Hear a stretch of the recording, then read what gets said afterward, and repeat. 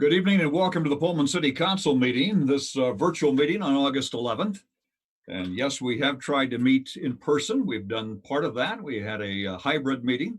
And then, of course, we're down to 10 people meeting in public right now with the latest governor's proclamation. So with that, we have our virtual meeting tonight and we're all happy to be here. And so right now, let's take roll. Dee? Mayor Johnson. Here. Councilmember Chapman. Here. Councilmember McCall. Here. Councilmember Parks. Councilmember Records. Here.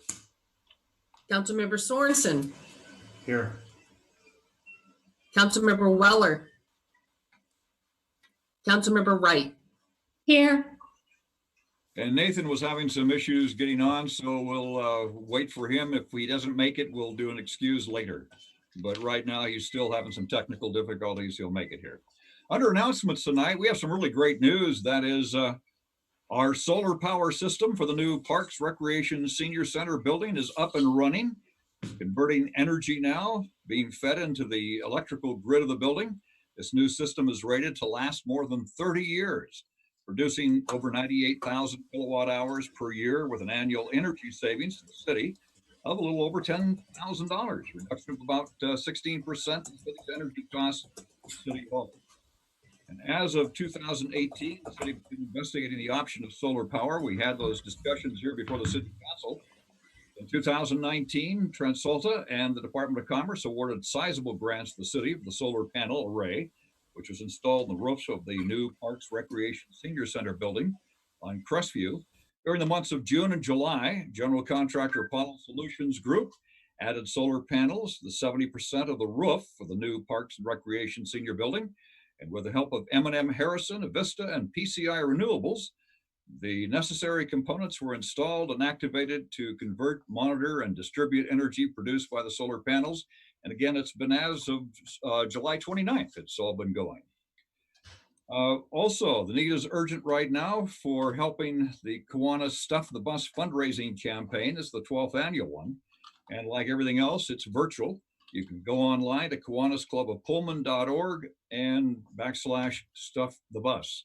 Support Palouse Habitat for Humanity by joining this year's virtual Beans and Jeans online fundraising event.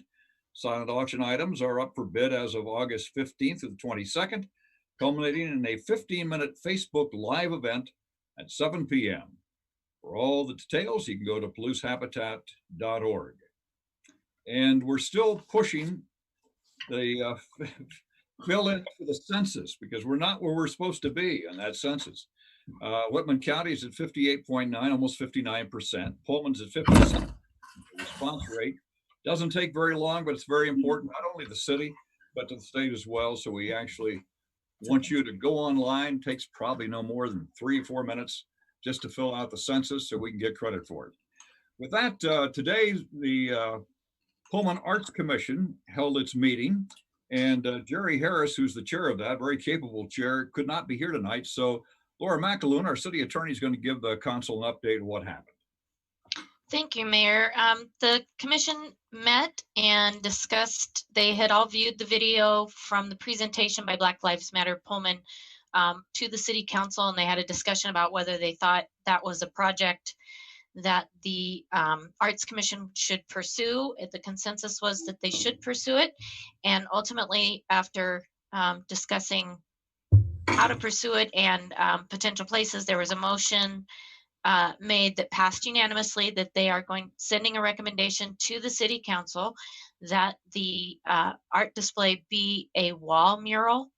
The discussion that arose out of a discussion of concern that a public art display painted on a street, which was part of the request, would be temporary, would require a lot of upkeep, and wasn't consistent with the city's adopted art in public places policy unless it was a temporary fixture. So that's their recommendation, that they proceed with the wall mural. And then the next steps that they were taking as a commission was that the chair is going to get in contact with Professor Joe Hedges from WSU, who was part of the presentation to the council, and get some input and advice on what their first steps would be for pursuing a wall mural before any call for artists is released. But they would handle it the same way they've handled other public art projects and do a call for artists, rank the submittals, and then that comes to City Council for its input and selection. So that concludes my report. I did attend, so I can try and answer any questions about what took place. Any questions of the council? Laura, would you touch on the topic of funding? Did they mention or make it clear that this would not be funded through city or taxpayer dollars? Well, they actually didn't say that that would not happen. What they did discuss was the fact that they needed to find a source of funding in order to do it. So that has to be part of their planning in proceeding with the wall mural, is how to pay for it. Okay, thank you. We also had a discussion at council about the message, because they were open to changing the message from Black Lives Matter to also stop racism now, things like that. Did that come up during that discussion? They didn't talk about messaging. They talked about a theme.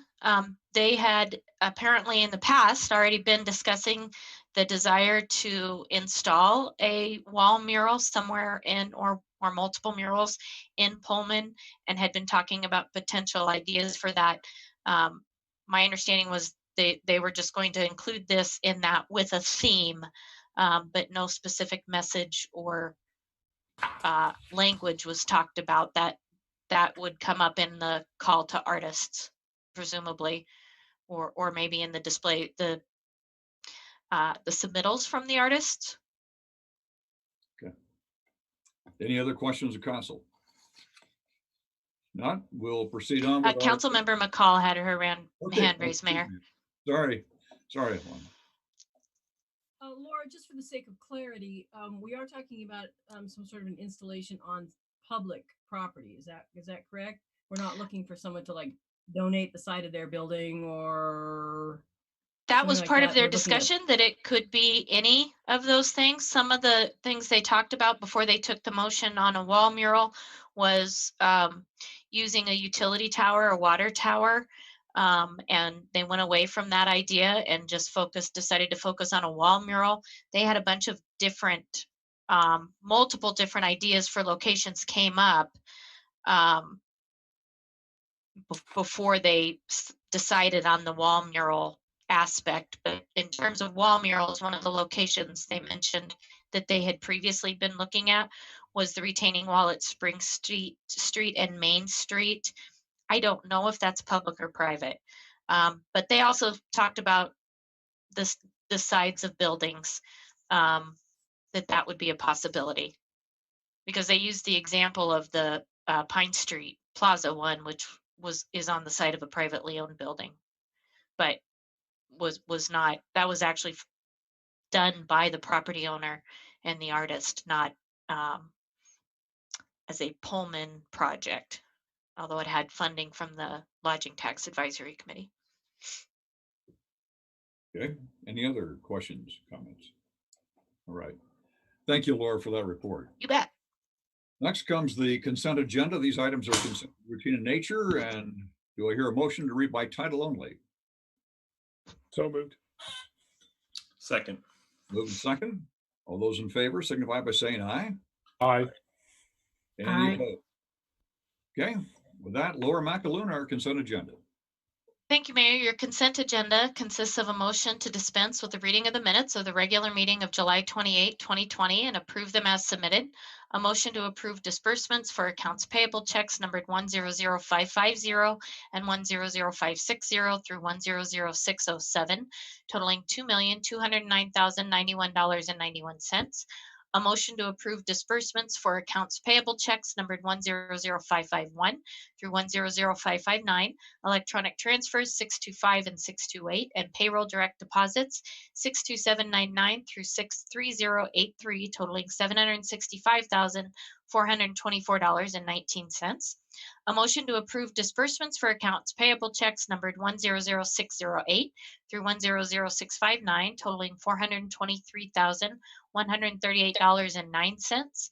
A motion to approve disbursements for accounts payable electronic funds transfer numbered 072522020 totaling $24,492.72. A motion accepting the Neal Public Library roof replacement contract as complete. Resolution number 51-20, a resolution authorizing the execution of a Washington State Transportation Improvement Board grant application for the Terraview Drive resurfacing 2021 project. And resolution number R-52-50, a resolution authorizing the execution of a Washington State Transportation Improvement Board grant application for the Terraview Roundabout at North Fairway project. Is there any item the council would like out for discussion? Seeing none, the consent agenda consists of items 1 through 8. Do I hear a motion to approve? So move. Second. Move in second. All those in favor signify by saying aye. Aye. Any opposed? Okay, with that, we now move to our regular agenda. First item is a motion to approve the agreement with Whitman County District Court for misdemeanor prosecution, indigent defense, adjudication, and incarceration costs. And with that, Laura McAloon, our city attorney. Thank you, Mayor. On December 3rd, 2019, the City Council approved the updated agreement for misdemeanor and gross misdemeanor prosecution, indigent defense, adjudication, and incarceration costs with Whitman County for the term of 1 year. Following the approval of that updated agreement, staff did begin to work with an independent consultant to analyze the costs and the benefits of continuing with the contract through the county versus the option to create a Pullman municipal court. This analysis was distributed to the City Council in March of this year, but COVID happened and the presenter was unable to make an in-person presentation and have an in-depth discussion with the council about her findings. Since that presentation, the analysis is quite thorough and lengthy, the report would be best presented in person. Due to these circumstances, staff has recommended extending the agreement with Whitman County for another year at the current amount of $450,000 per year, while continuing to try to move forward on scheduling that presentation for the City Council with the consultant. And the Whitman County Commissioners have already consented to the extension of this agreement for another year.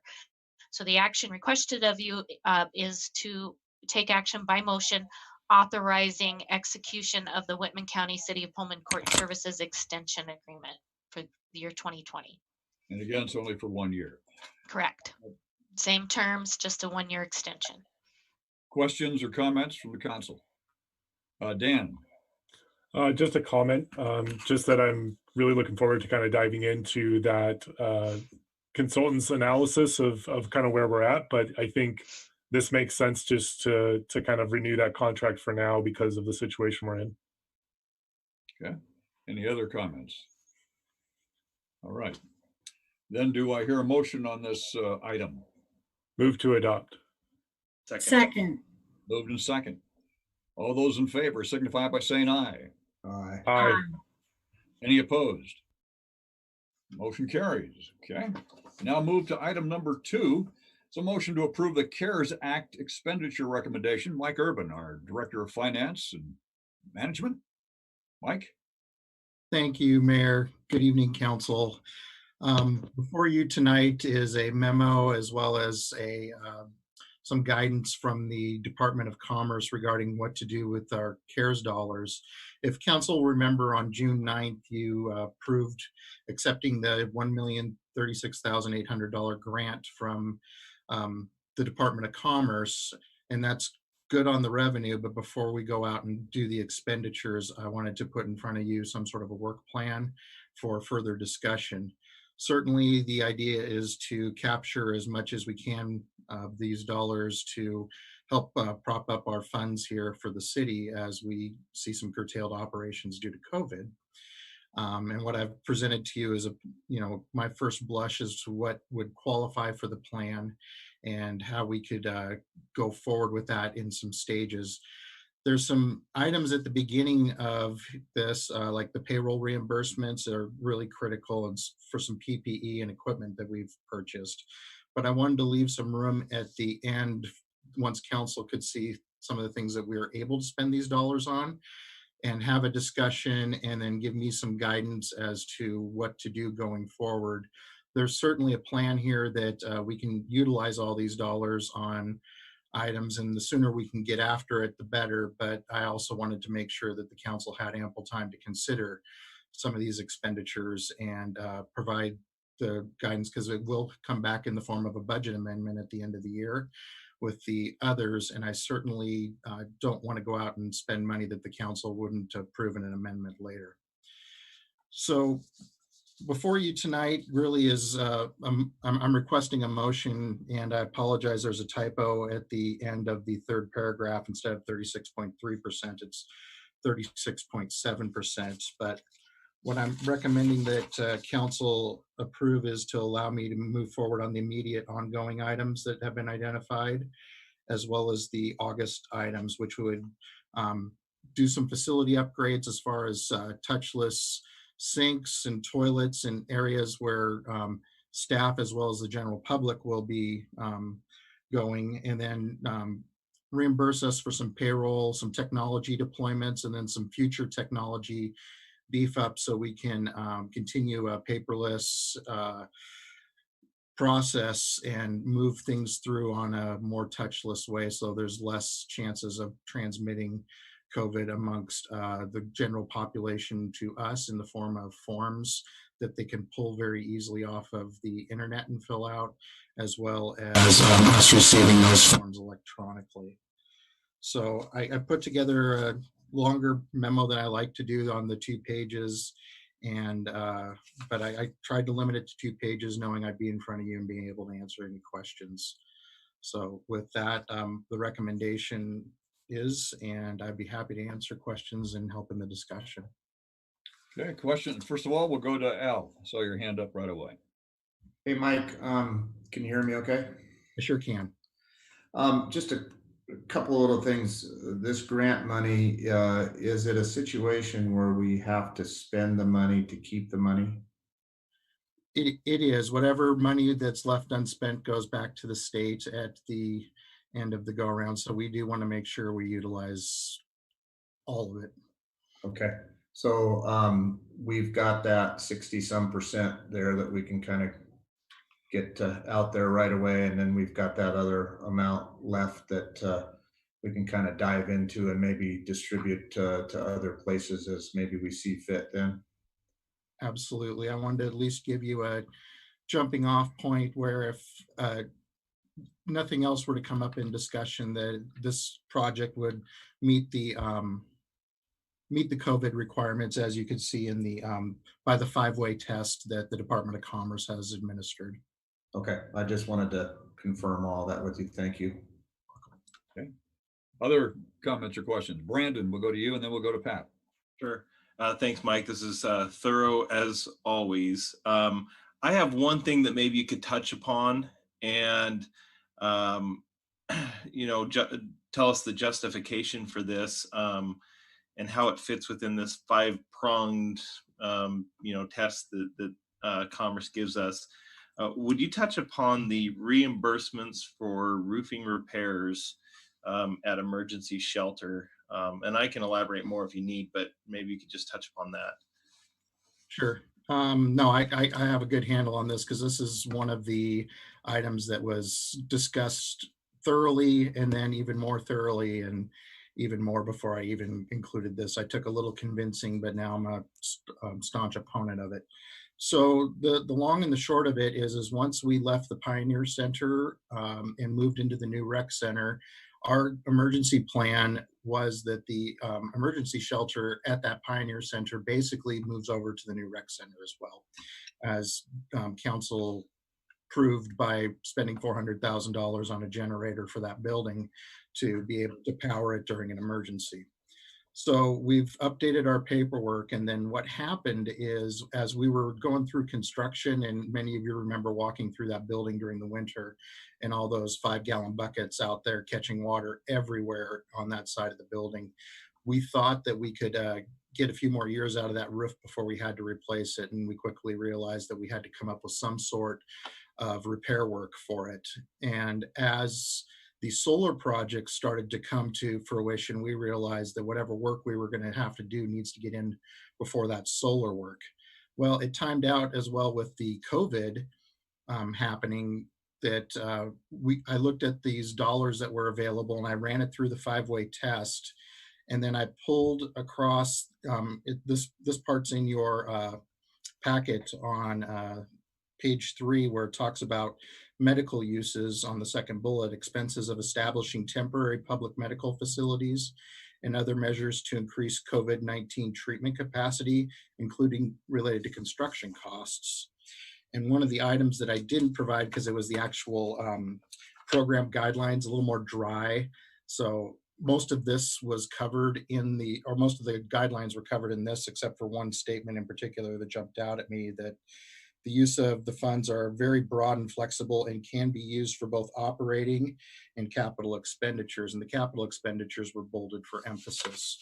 So after talking to our folks at Commerce and discussing it amongst ourselves, because under the conditions that the roof was in when we were getting ready to move in, none of us felt comfortable that if we needed to deploy, allow Pullman Regional Hospital to deploy and use that gym floor for putting people on ventilators, it would not be a sterile, clean, or even dry environment.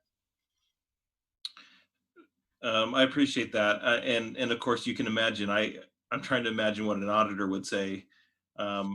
Number 5 on that list is the expense would not exist without COVID-19. My personal opinion would be, I would feel a lot more comfortable with that medical expenses, such as where it says establishing temporary public medical facilities. If we could designate that as the temporary public medical facility, whether we use it or not, just so that we have that extra layer of protection, we can say this was for establishing this. Or else I think it's, for me, I think it's a bit of a stretch to say that that was directly related to COVID, but I think we could cross the T on that and it would be fine. That's just my own opinion. I believe that's in our emergency. Gary, isn't that in our emergency plan? Yes, we do have, we had the Pioneer Center listed as an emergency shelter. And so we needed to have somewhere else to provide, to have available as an emergency shelter under our emergency management plan. And so the new one is listed now at this point? It's not codified yet in our hard copy version, but that has been designated as a emergency shelter. Okay. So Pat, you're next.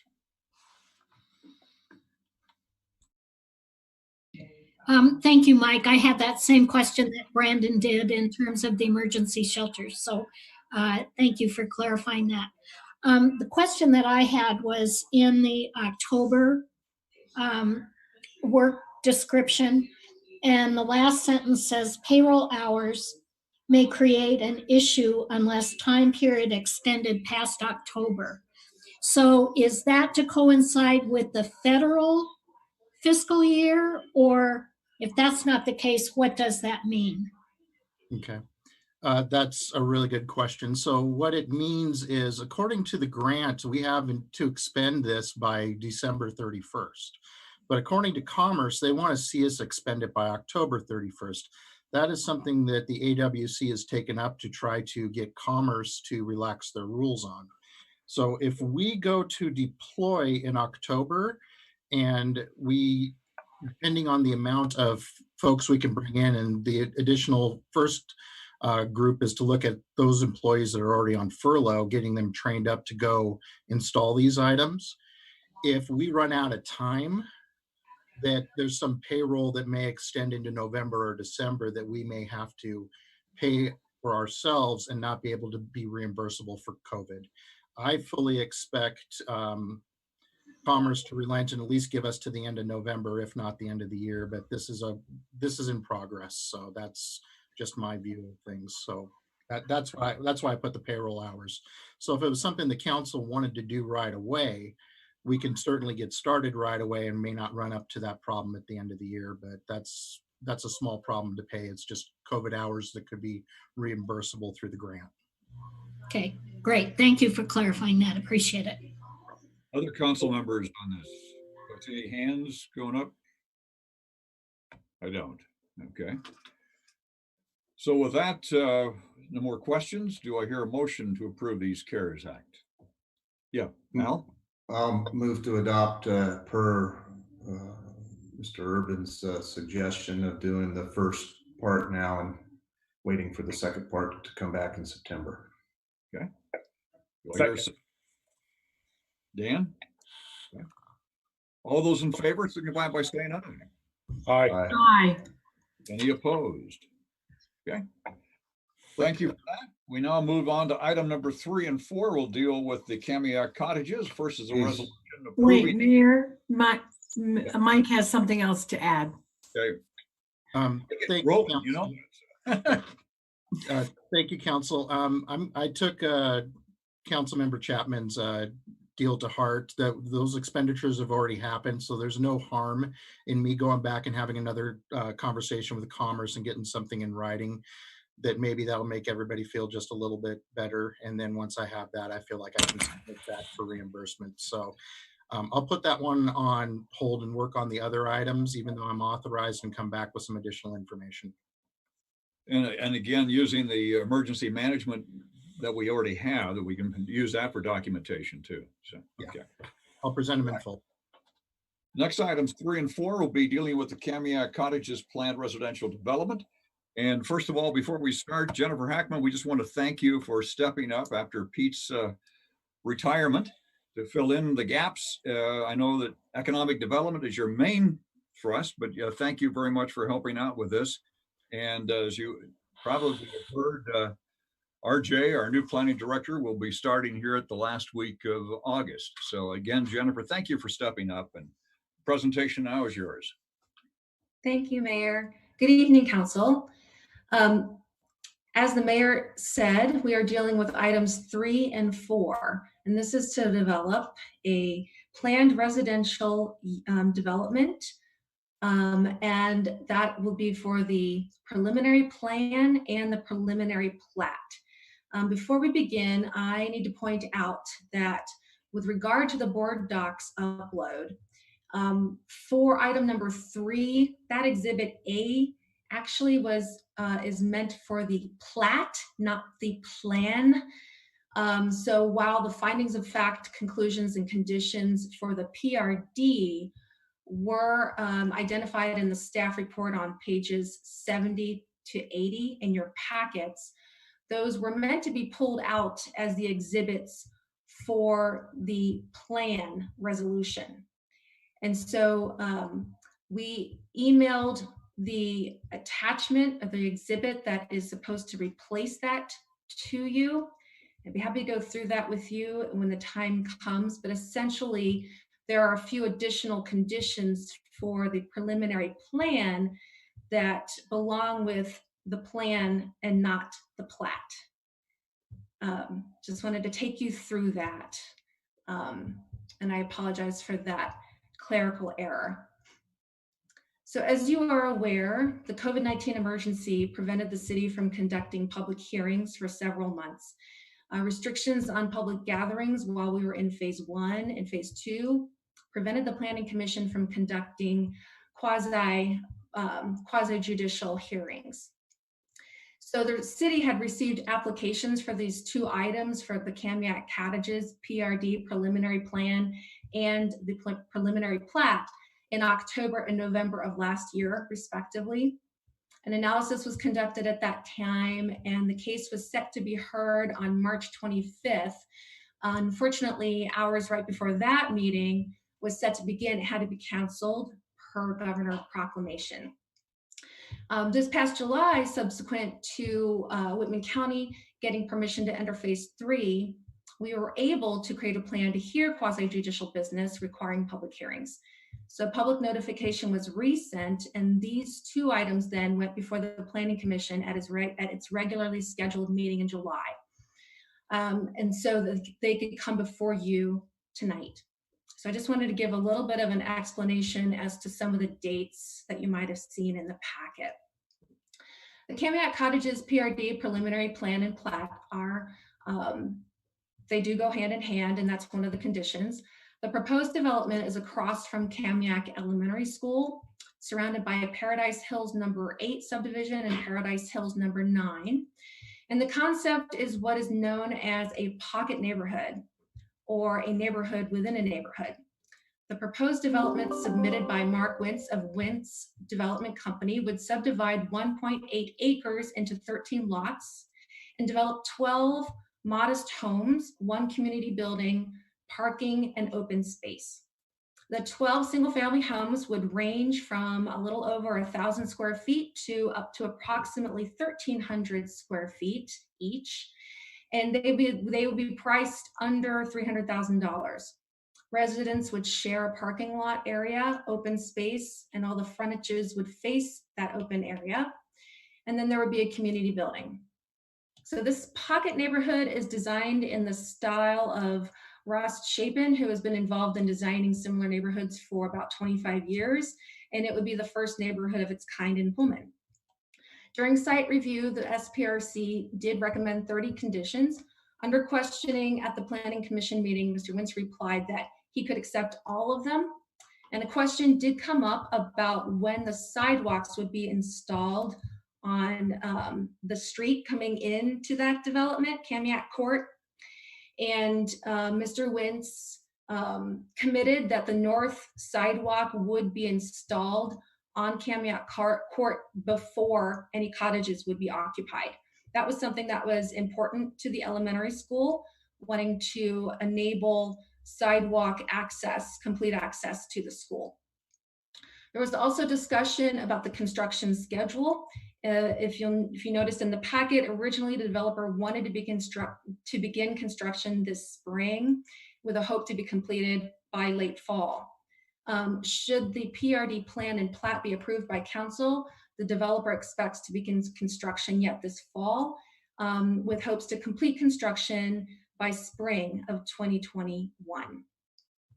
So the requested action is a motion to adopt both resolutions, R53-20 and I believe R54-20. Most of the staff report was completed before I stepped in as the interim. And I've done my level best to completely understand it and follow it along. So I will be happy to answer any questions that you have to the best of my ability. Okay, Pat? So thank you, Jennifer. And Al has educated us very well on the value of sidewalks. So I think that's probably the first thing that we all look at when we have one of these development plans come before us. And this is just a curiosity question on my part. I got confused as to garages. So there are no attached garages. So each resident or each household will have a designated parking place. That is my understanding, that there is a shared parking area. I don't know if I can answer, Pat, if there is a designated space per cottage. I just don't recall that in the plan. I can look through here and look and see if that is called out. I don't recall that being discussed during the Planning Commission meeting. I mean, it really doesn't matter for our purposes, I don't think, but I was just curious as to how that was going to be configured. I think Laura had a comment. Well, it actually doesn't tie into the council member's question. I just wanted to note that in the agenda items, I don't see the step for the appearance of fairness questions. So before those resolutions are considered, we need to run through those. Yes, I didn't see that either, and I thought that we didn't need it for tonight, but I do have it handy. Okay, good. I was going to say I have it if you No, need it. I've got it ready to go. So I thought I saw it in the recommendations, but okay. And there were a lot of recommendations. Okay, so let's do the fairness of questions. And It's going to be interesting with Zoom. I look at my screen. I'll just call you off that way. I think we'll do it that way. Does any member of this council have knowledge of having conducted business with either the proponents or opponents of this proceeding? Dan? No. Pat? No. Eileen? I think she said no. Al? No. Ann? No. Nathan? No. Brandon? No. I think we got them all. Okay, here comes number 2. Has any member of this council communicated with any proponent or opponent regarding the proposal that is subject to this proceeding? Dan? No. Pat? No. Eileen? No. Al? No. Ann? No. Nathan? No. Brandon? No. Does any member of this council have either a financial or personal interest in the outcome of this proceeding? Dan? No. Pat? No. Eileen? No. Al? No. Ann? No. Nathan? No. And Brandon? No. Does any member of this council know whether or not their employer has a financial interest in this matter or has an interest in the outcome of this proceeding? Dan? No. Pat? No. Eileen? No. Al? No. Ann? No.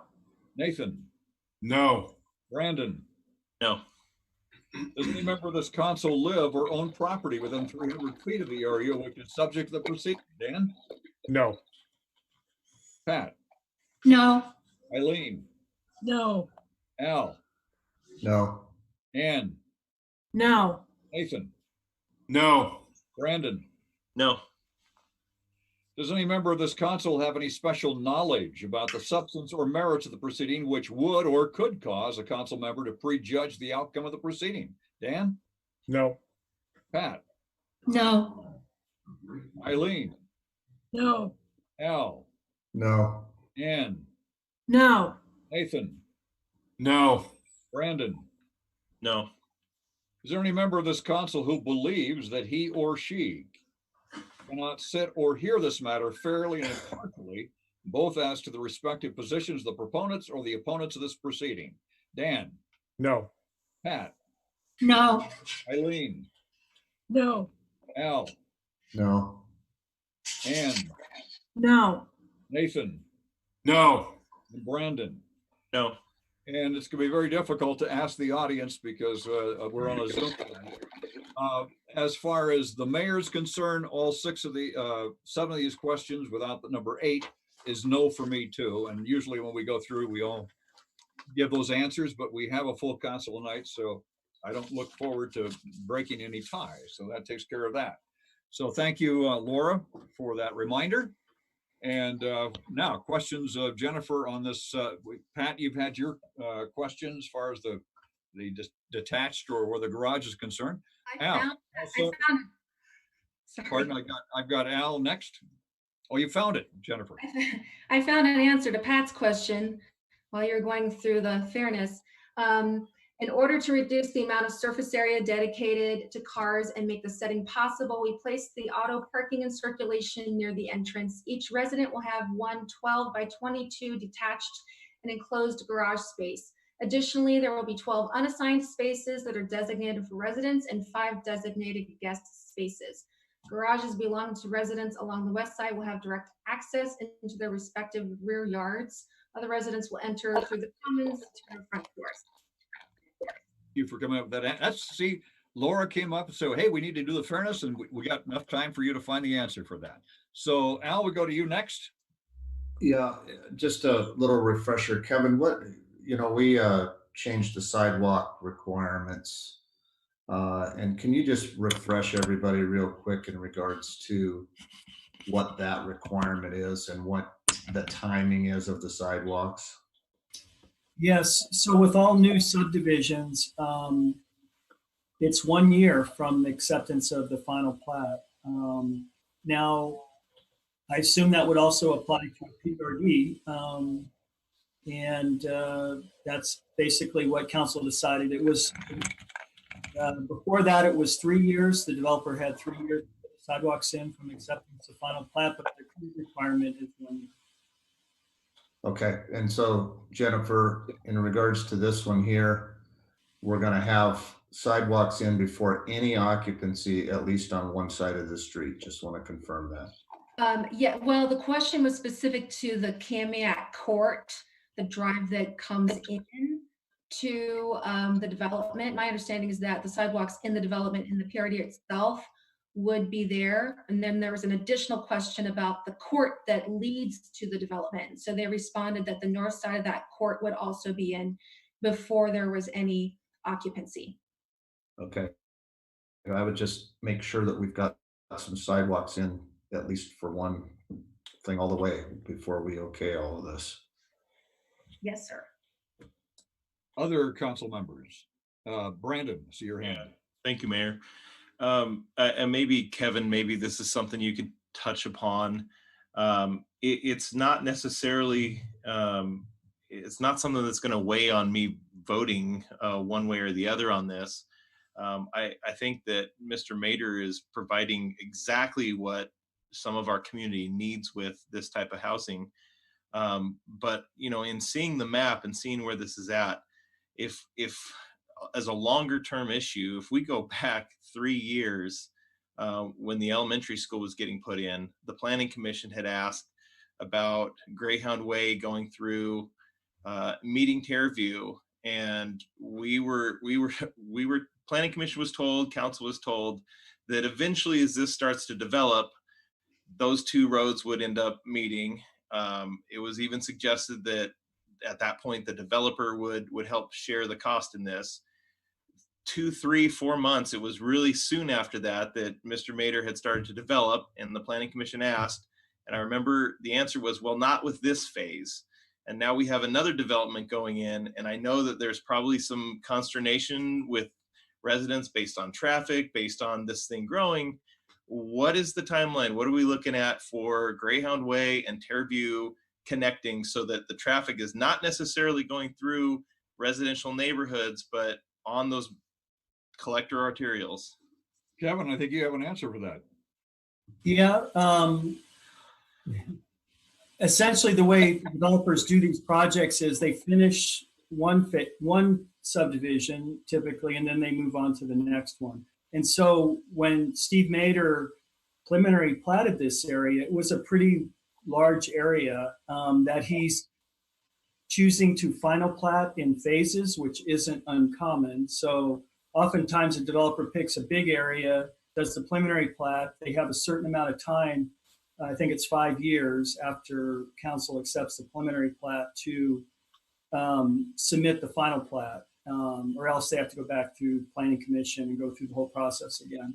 So oftentimes developers then plat projects, final plat them in phases. And that's what Steve's doing with this project. So the first phase was the elementary school and a handful of lots along Terraview. The second phase, if you've been out there recently, was maybe 12 lot approximately subdivision that starts to go up Canyon View. And they're currently moving dirt now for the third phase, which will be the connection on Canyon View. So when the subdivision was originally set up, it was set up to eventually have two entrance and exits. And so one entrance exit is Terraview, and the second entrance exit is Canyon View. And so that connection, they're moving dirt to make that connection now, and probably by next year that will be open and that second connection will be there. As far as when Terraview would swing around and connect to Greyhound Way, that's all driven by how fast Steve sells lots and when he decides to develop that piece. So that's the answer there. Okay. Other questions or comments?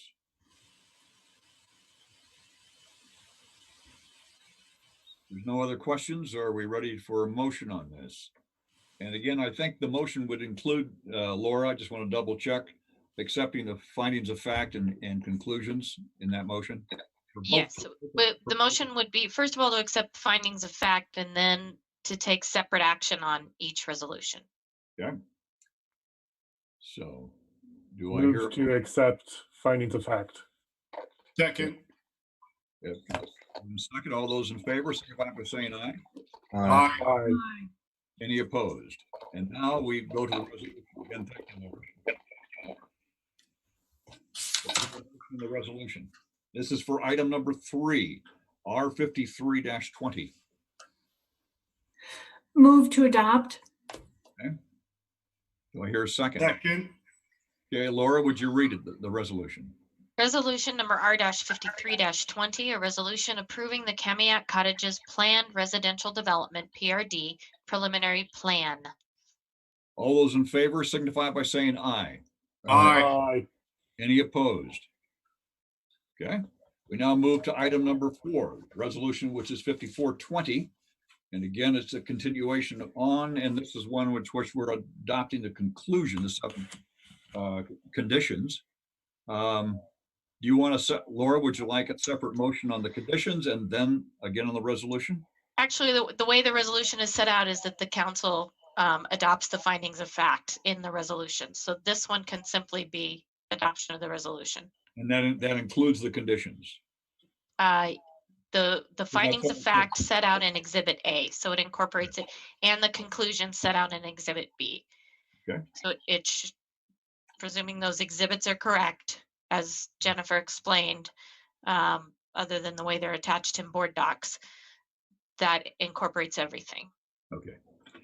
All right. Do I Move to adopt resolution number R54-20. Second.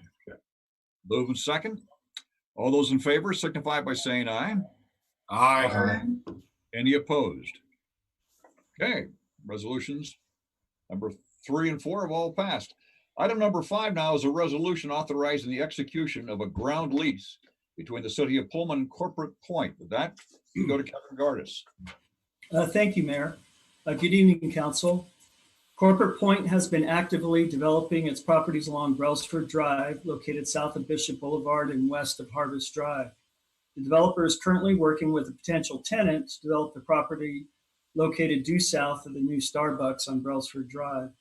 Dwayne Brailsford has requested authorization to install a sign within the right-of-way of Harvest Drive, shown in attachment A to the ground lease. The developer has indicated the ground lease is important to keep the project moving forward. Staff is supportive, as the right-of-way in this area is much wider than the standard 60-foot right-of-way that is typical of most city streets. A ground lease has been prepared and is included in your council packets. The annual rent is $56.75 and is based on the most current methodology for determining right-of-way lease rates as developed in 2014. I'd also mention that Dwayne Brailsford may also pursue a vacation, a street vacation, a part of the right-of-way in this area, but that process typically takes about 3 months, and time is kind of the essence for him on this, and so that's why we're bringing the ground lease forward. There's also no guarantee the vacation would be approved either, so, but you may see that in the future. I just wanted to point that out. The general action requested of the City Council tonight is to adopt the attached resolution authorizing the execution of a ground lease with Corporate Point LLC, and I'd be happy to answer any questions. Questions of Kevin on this? Kevin, it's not a question, just maybe a comment from that egress off of Brailsford onto, what is it, onto Harvest? Correct. Okay, onto Harvest. As it is, sightline to the right coming down from Walmart is already very difficult. And so I saw the attachment with the proposed monument sign. I want to be really careful that that's not going to obstruct any more from those sightlines. No, that's a good point. One thing that we've talked about with them is if any of you have been out there and looked at it, there's quite a bit of soil, and so it sits up high. So they would do grading work associated with their project that would kind of bring all that down. And the sign would be tucked back far enough, and we can certainly keep an eye on that to make sure it's not going to become a sight distance issue. Thank you. Other questions? Dan. Kevin, with kind of the Walmart wall fiasco, kind of is there, kind of taking a look at that and make sure that this sign isn't going to go in and then start to fall down at some point with the drainage issues? No, it's on the other side of the street, and there shouldn't be anything like what happened with the Walmart wall. Okay. And they did get it right this last time. It seems like we've gone through a lot of rain and everything's been holding together. The second, it looks much better. Yes. It looks great too. Yeah. Okay. Any other questions? If not, do I hear? Ann, did you have a question? Okay, you're muted. If not, okay. I saw the head shaking, so we'll move on. Do I hear a motion on this resolution then? Yeah, move to adopt resolution R5520. Okay, do I see a second? Second. Yeah, I think Ann. Laura, would you read the resolution, please? Resolution number R-55-20, a resolution authorizing the execution of a ground lease between the City of Pullman and Corporate Point LLC. All those in favor signify by saying aye. Aye. Aye. Any opposed? Okay. We now move to item number 6. This is a resolution authorizing the execution of a second amendment to the 2019-2020 agreement for public transportation. And this is dealing with the City of Pullman and Washington State University. Wayne Thompson is a very nimble guy who's been hearing every day. There's different news stories that every one of them affect Pullman Transit. So Wayne, first of all, thank you for being nimble and handling, whether it's a school district or WSU online or whatever else. This matter deals with WSU on this one. So Wayne, it's yours. Yeah, thank you, Mr. Mayor. Good evening, members of the council. This resolution extends our 2019-2020 annual contract with WSU and allows monthly invoicing through November. Normally, we'd be coming to you in July or August with a full year contract, but this year is obviously a bit different. With the uncertainty regarding the virus, we have projected temporary service levels, and as a result, we have WSU invoice amounts in this amendment through Thanksgiving. After Thanksgiving, we could continue on this same path. We could decrease or even increase service. This temporary contract approach gives us the flexibility to come back to you before that point with a better idea what the winter, spring contract with WSU should look like. So I'm requesting your support in adopting this resolution, which extends the 2019-2020 transportation agreement with WSU through November of this year. Okay, questions of Wayne on this? Al. Hey, Wayne, just some questions here, and I don't know if you know the answer to this or not, but something that has been going around with some discussion groups with mine in regards to transit, WSU, student fees, and that type of thing. Do you know if the fees that are collected from the students at WSU, we're going to give a reduced price here for things. Is any of that money being given back to the students, or are they paying full price? I don't know the amount they're paying. I do know everything they pay as a student transit fee is kept separately by WSU for current or future investment in transit-specific services. I've been guaranteed that much. Okay, thank you. Okay, any other questions? And we're also hearing too from a variety of different sources, a number of students that, despite it's going to be online, are already back in Pullman or coming back to Pullman. And anywhere from 70% in terms of off-campus housing occupancy to as high as I heard from the police department today, up as high as possibly 90% will actually be back in Pullman. So, and then of course, I think Wayne, you mentioned before, you might remind the council that your 40-foot bus with social distancing, it's good for 10 passengers. It is. We've taken the approach that both facial coverings and 6-foot social distancing is the best approach. So that's 10 people per bus. And we've taken a different approach to the upcoming service. 5 of our drivers will be assigned shifts where they do nothing but follow other buses, knowing they'll be full.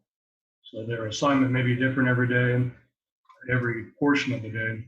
We'll have an empty bus right behind one we know will be full. 5 drivers will have that assignment. And just to remind everyone, before COVID, that 40-foot bus would hold maybe what, 60 passengers? Somewhere around there? Typically 60 with people standing. We've had over 70. Yeah. Not uncommon. Okay.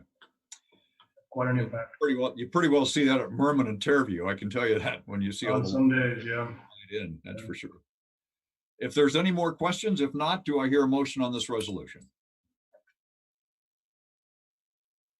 Move to adopt resolution R56-20. Second. We've had a second. Laura, would you read that resolution? Resolution number R-56-20, a resolution authorizing the execution of the Second Amendment to the 2019 through 2020 agreement for use of public transportation system and enhanced levels of public transportation service between the City of Pullman and Washington State University. All those in favor signify by saying aye. Aye. Aye. Any opposed? With that, is there any new business to come before the council tonight from the council members? We had nothing from the public on this. If not, do I see a motion to adjourn? Move to adjourn. Do I hear a second? Second. All those in favor signify by saying aye. Aye. Aye. Any opposed? With that, again, you probably saw your notes that we will meet again next week on the 18th. Thank you.